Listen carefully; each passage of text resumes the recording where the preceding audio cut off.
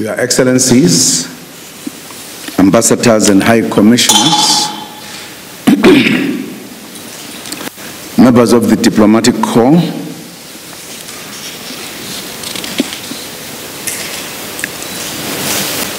ministers present here with us today, Director General and Acting Director General, members of the media, and ladies and gentlemen, it is indeed a great honor and privilege for me to welcome you all on behalf of the people and the government of South Africa. We arrived during the significant month, July, when we celebrate the life and times of our founding president, Nelson Rolihlahla Mandela. It is through the legacy he has left us that we will pursue reforms to challenge chronic poverty, growing inequality, conflict and sectarian wars that we continue to witness in the face of adversity. By so doing, we will be collectively contributing in the promotion of justice, freedom, racial tolerance, and uphold human rights. I'm sure this is all we have ever wished for humanity. It is former President Mandela's spirit that epitomizes the democratic, non-sexist, non-racial, all-inclusive society we seek to build. Working with you, our partners in development, we have made this task a lot easier for us. A report entitled, "I Believe I Can Make a Difference," by the Charities Aid Foundation has found that giving and volunteering, which are important expressions of humanity and citizenship, are already widely evidenced across Africa. The report further finds that initiatives like International Mandela Day in South Africa are illustrative of a concerted interest and effort in cultivating a caring society which promotes active citizenship and social cohesion. The findings of this report are echoed by the National Perceptions Audit conducted by Brand South Africa, which finds that South Africa's pride level stands at 80%, active citizenship level at 68%, and social cohesion level at 73%. 53% of citizens surveyed indicated that they would like to contribute to social programs, although they may not have the time and resources to do so, which a further 20% indicated that are willing to contribute to programs that help others.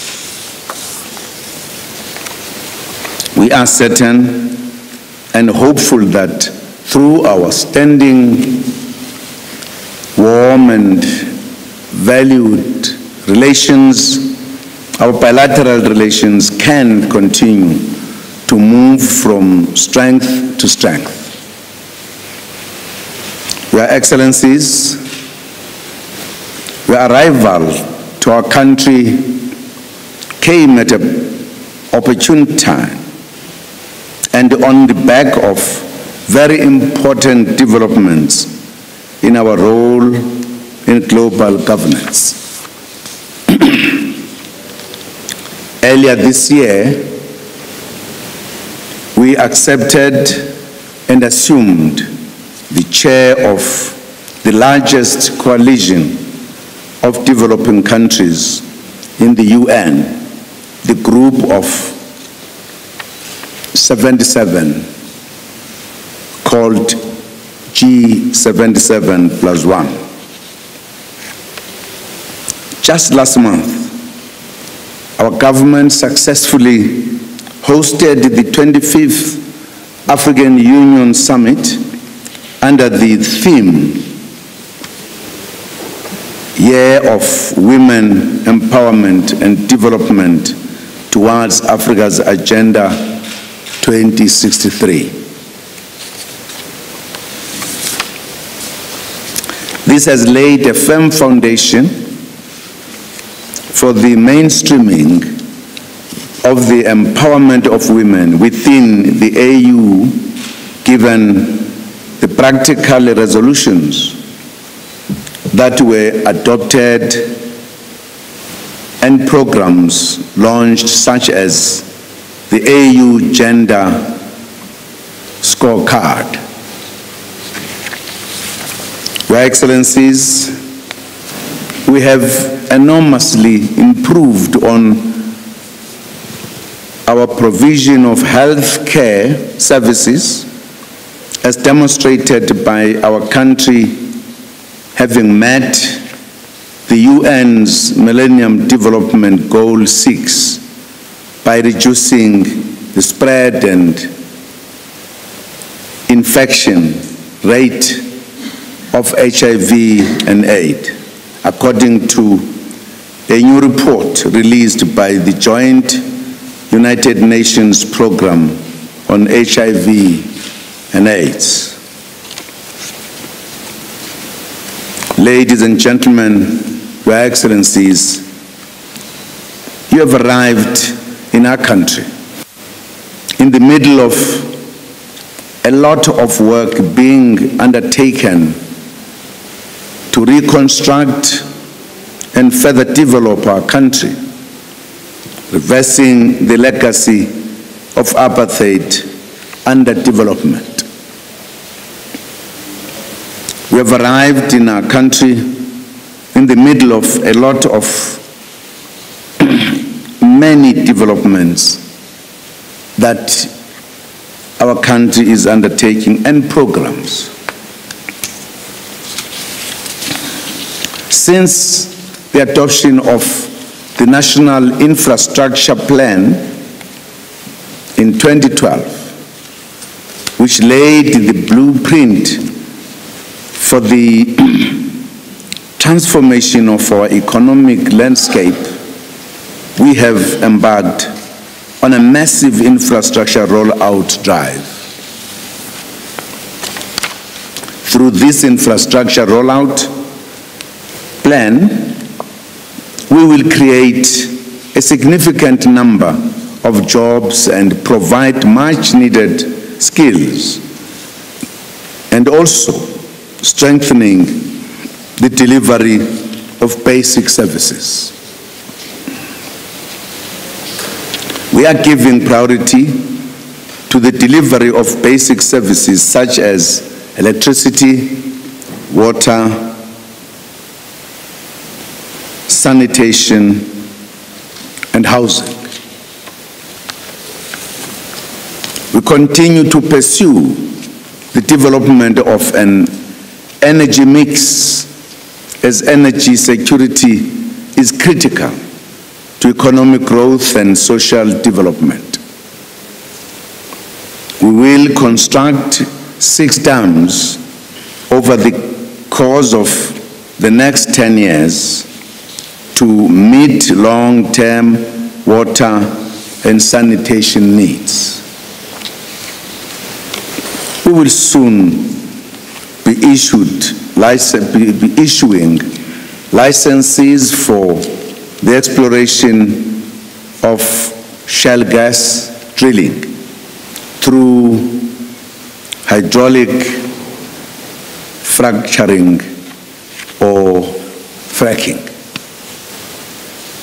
According to the recent estimates, South Africa has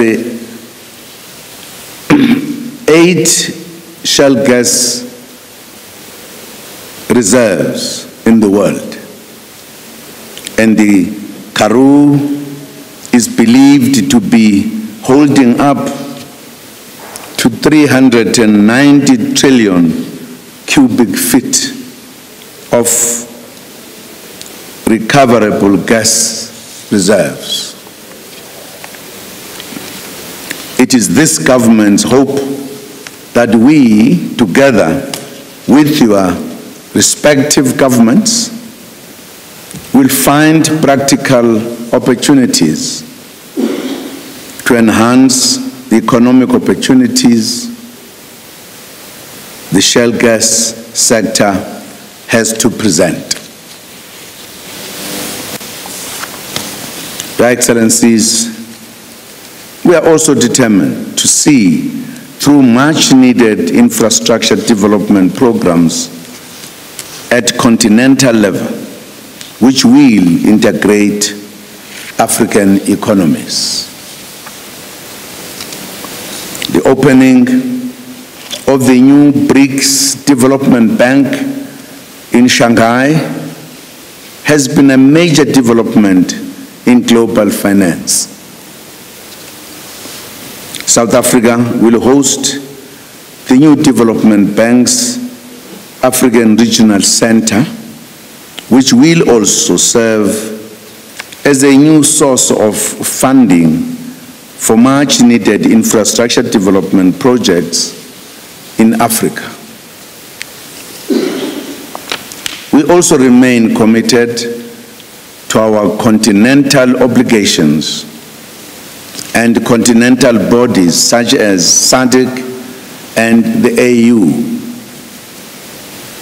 We have to steer the AU region to new levels of peace, security, political stability, and good governance since taking over the chairpersonship of the organ in August 2014.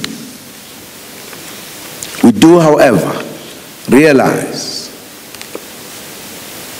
that we still faced with a number of challenges which seek to reverse the progress the continent has made.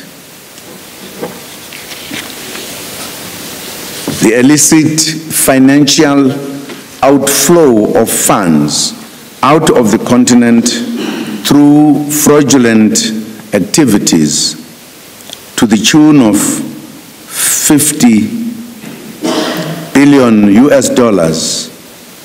a year, as reported to the Pan-African Parliament a few months ago. This challenge demands solidarity with the international communities. We also remain committed in calling for the fast tracking of reforms of multilateral bodies such as the UN Security Council and international financial institutions in the form of the World Bank, IMF, and WTO. Your Excellencies, South Africa is open for business, and we are part of a growing continent. 9 of the world's fastest growing economies are on the continent of Africa. We look forward to ongoing sound economic relations with your respective countries.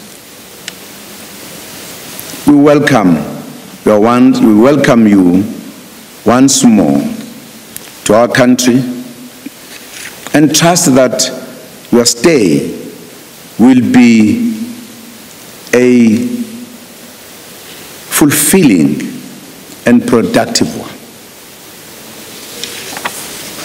Do remember that South Africa is a world in one country. In this regard, please ensure that you explore the country during your stay and visit as many provinces as possible to sample our hospitality and enjoy the culture and scenic beauty of this country of the Rainbow Nation. Thank you very much indeed.